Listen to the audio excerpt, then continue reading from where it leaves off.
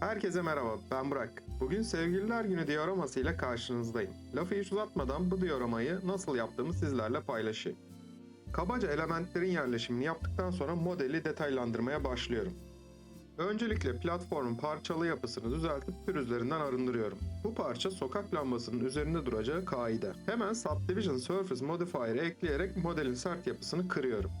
Modifier tabındaki Bevel Modifier'ını birazdan sileceğim. Loop Cut aracıyla alt ve üst kenarlara yakın iki hat ekledim. Arada kalan kısmı yüzeyin normaline göre küçülttüm ve üst kısmında biraz küçülterek eğimli bir yapı elde ettim. Alt ve üst çıkıntılarına bir miktar basamak ekleyerek estetik bir görüntü elde etmeye çalıştım. Subdivision Surface Modifier'ın yarattığı yumuşaklığı kırmak için kesik görünmesini istediğim kenarlara destek hatları ekliyorum.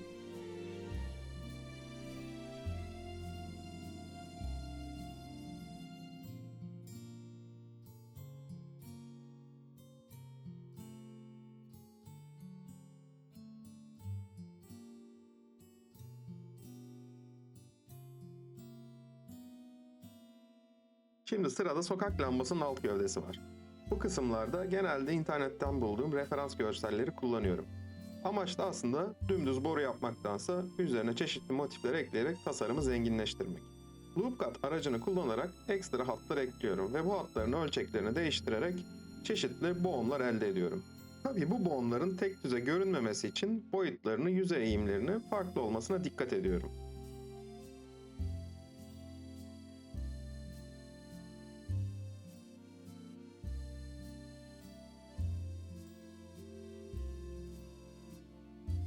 Yine yüzeydeki yumuşaklığı kırmak için çeşitli kısımlara ekstra hatlar ekliyorum.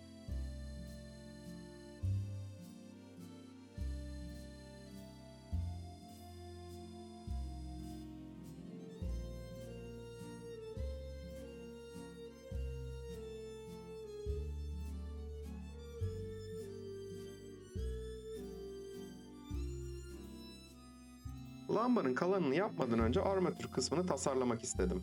Böylece ara parçanın boyutlandırmasını daha kolay yapabileceğim. Altıgen objeyi sahneye ekleyerek başladım. Alt ve üst yüzeyin armatürün şekline uygun olacak şekilde ölçeklendirdim. Bu seçili yüzeylere insert ekliyorum ama her bir yüzeyin üzerinde bunu uyguluyorum. Artık bu yüzeyleri silebilirim. Böylece aydınlatma boşluğunu açmış olacağım. Yine birkaç destek hattı ekleyerek istediğim görüntüyü yakalıyorum.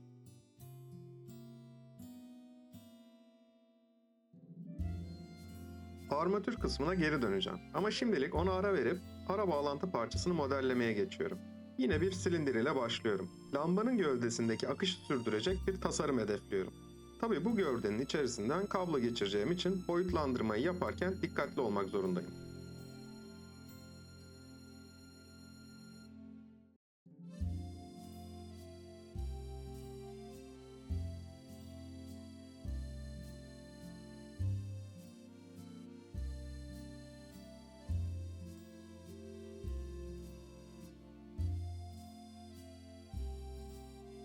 Orta bağlantıyı bitirdim. Şimdi yan bağlantılar için sahneye bir curve ekledim. Ama tüm nodlarını silip kendim yeniden çiziyorum.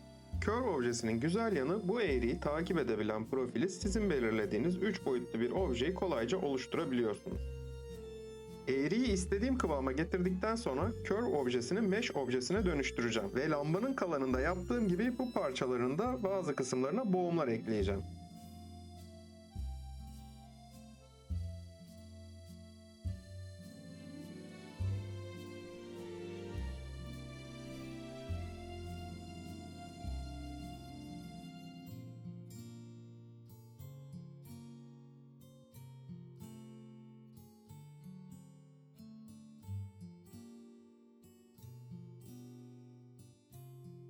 Mirror Modifier'ı ekleyerek tasarımı diğer tarafa da aktardım. Yine iki parçayı bağlamak için araya aynı tasarım diline sahip bir parça tasarlıyorum. Yine Mirror Modifier ile modelin diğer tarafını da tamamlıyorum. Şimdi armatürlere geri dönüp üst kısımlarını bitireceğim.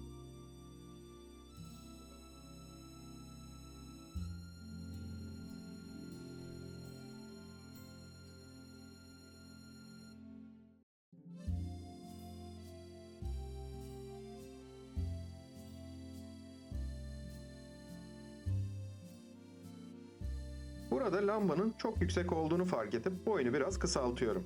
Lambanın yüzeyine biraz hareket katmaya karar verdim ve yüzeye girintiler ekledim.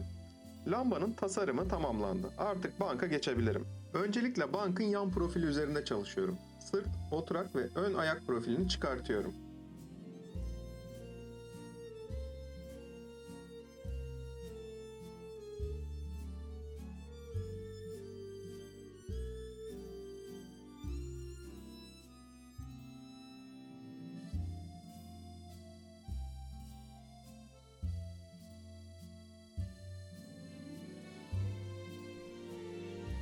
Profili oluşturduktan sonra biraz kalınlık kazandırıp bazı yerleri inceltip bazı yerleri kalınlaştırıyorum.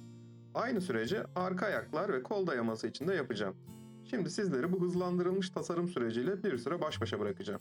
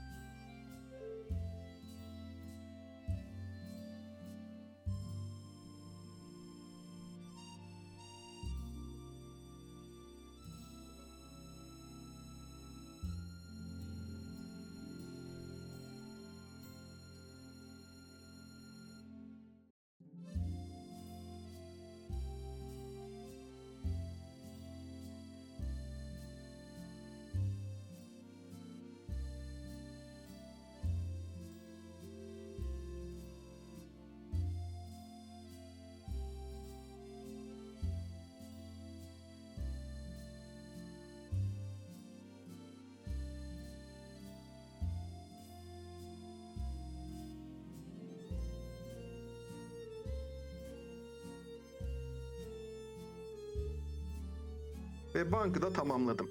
Kalp şeklindeki balon ile devam ediyorum. Sahneye eklediğim plane objesini kalp şekline getirdim. Biraz kalınlık verip dış yüzeyi biraz küçültüyorum. Burada sabit kalacak ve basıncı karşılayacak vertex gruplarını belirleyip Cloud Modifier ile objeyi balon gibi şişirdim. Ben de ilk defa balon modellemiş oldum. YouTube'da çok başarılı videolar var nasıl yapıldığını anlatan. Sculpt modunda graf fırçası ile balonun şeklini istediğim hale getiriyorum.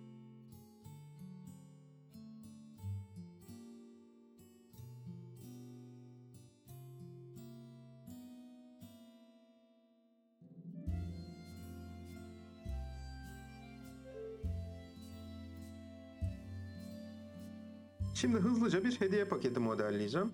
Çok basit bir model olacak zaten. Kutu kapağını ayrı bir renk boyarım diye çıkıntısını modele entegre edeceğim. Sonra da kurdelesine biraz kalınlık verip boyutlarını belirleyip hediye paketini bitirmiş olacağım.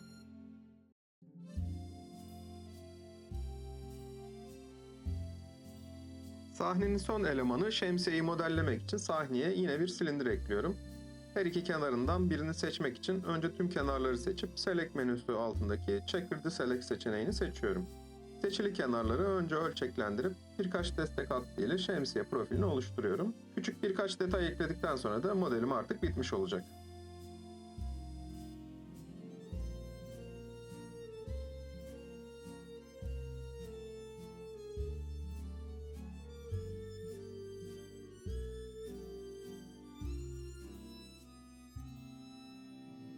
Kablo kanallarını açmak için Curve objesini kullanıyorum. Buradaki en önemli nokta bu modeli basarken içerisine destek atmayacağım için bu boşluğun profilini kare olarak yapıyorum. Bu sayede duvarların yatay düzlem arasındaki açısı 45 derece olacak ve desteksiz basabileceğim. Profili oluşturduktan sonra Volume Modifier ile kablo kanalını açıyorum.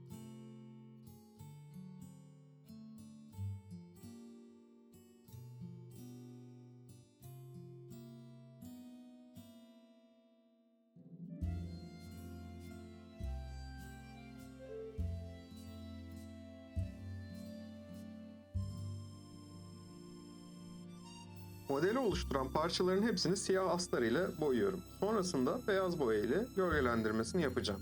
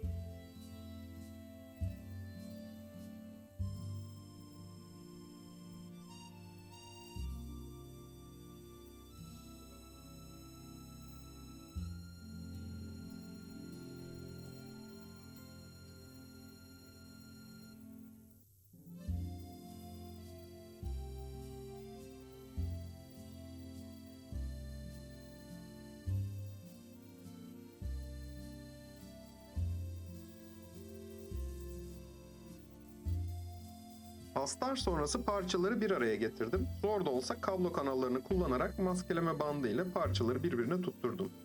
Beyaz boya kullanarak zenitalı aydınlatma uyguluyorum. Beyaz boya yukarıdan uygulandığı için modelin üzerinde doğal bir gölge alanları oluşturuyor. Renklendirme yaparken bu alanları kullanarak ekstra gölgelendirme ile uğraşmak zorunda kalmayacağım.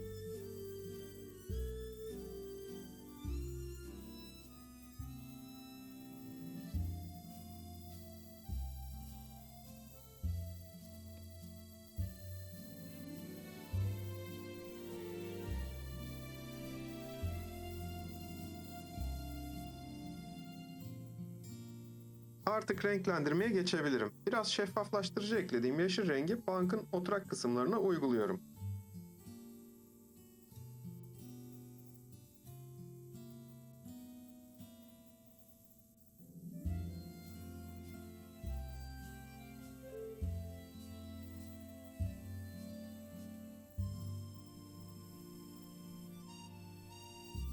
Hemen ardından oldukça sulu bir kahverengini yeşilin üzerine bırakıyorum. Boya çok sulu olduğu için pigmentlerin tutunması zorlaşıyor ve akışkanlık nedeniyle de çukur kısımlarda birikiyor. Böylece homojen olmayan, yer yer belirgin, yer yer altındaki boyanın üzerine hafif örten bir kat elde ediyorum. Yani yeşil boyası eskimiş, hırpalanmış tahta görünümünü yakalıyorum. Metal kısımları için siyah ve gümüşü karıştırdım. Bu bankın metal kısımlarının baz rengi olacak.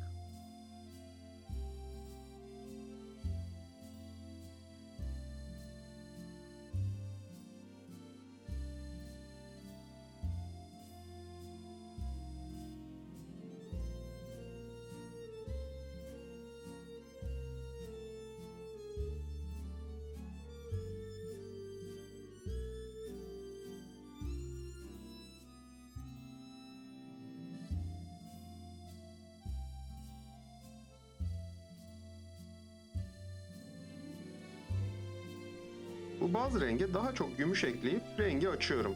Kuru fırçalama yöntemiyle metal gövdenin aşınmış kısımlarını ortaya çıkarıyorum. Aynı tarifi lamba gövdesine de uyguluyorum. Aynı renklerin biraz daha açık bir tonunu kullandım. Göze aynı görünmemesi için.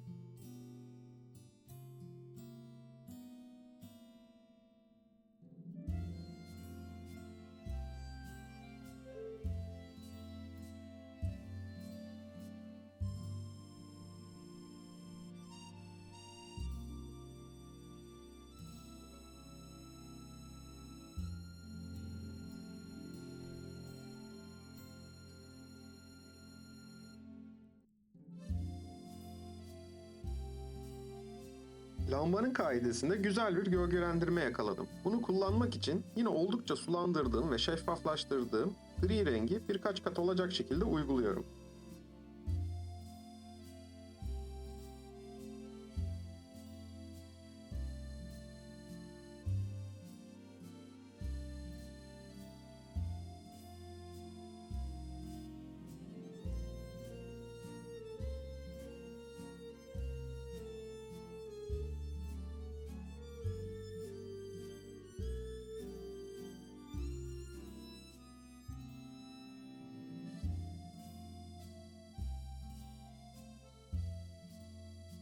Arnavut kaldırımlar için iki renk hazırladım. Yine çok sulu bir yeşil ve çok sulu bir kahverengi.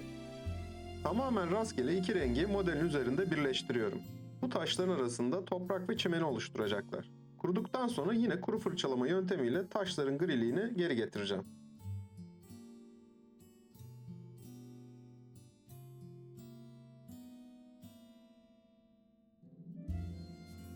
İnternetten cam fanuslu plastik kaide almıştım. Kablo kanalını ve ışık butonu için deliklerini açıyorum.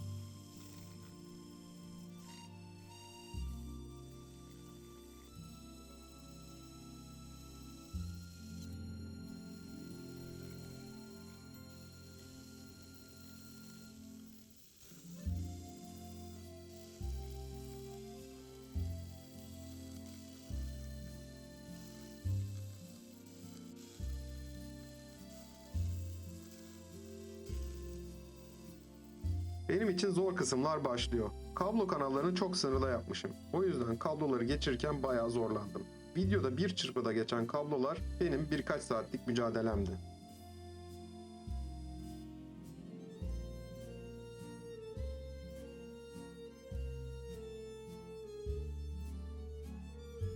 Lehim yapmak göründüğü kadar kolay değilmiş. Video hızlandırılınca ve kesilince çok basit görünüyor. LED'leri de takınca işin zor kısımları bitiyor. Tabi her zamanki gibi harika bir hata yapıyorum. Ama bu anlarda onun farkında bile değilim. Birazdan anlatacağım. Her şey yolunda gidiyor sanarak parçaları birleştirmeye devam ediyorum.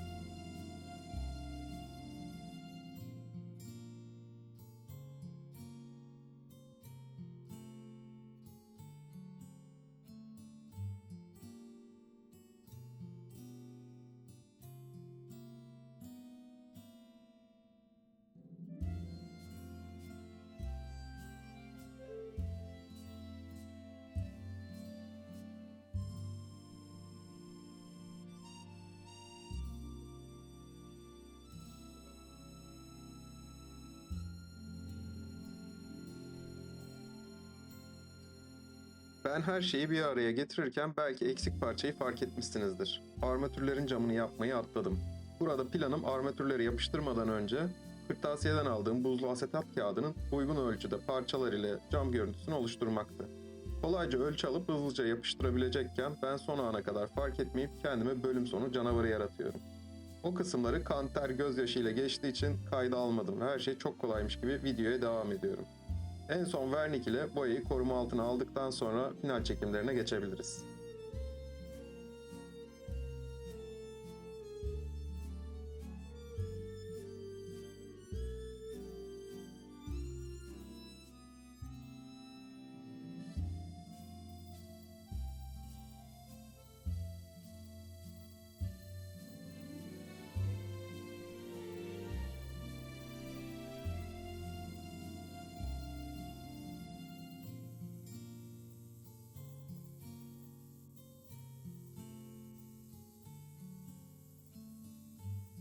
Buraya kadar izlediyseniz, projelerimi beğeniyorsanız ve henüz abone değilseniz kanalıma abone olup videolarımı beğenirseniz çok sevinirim.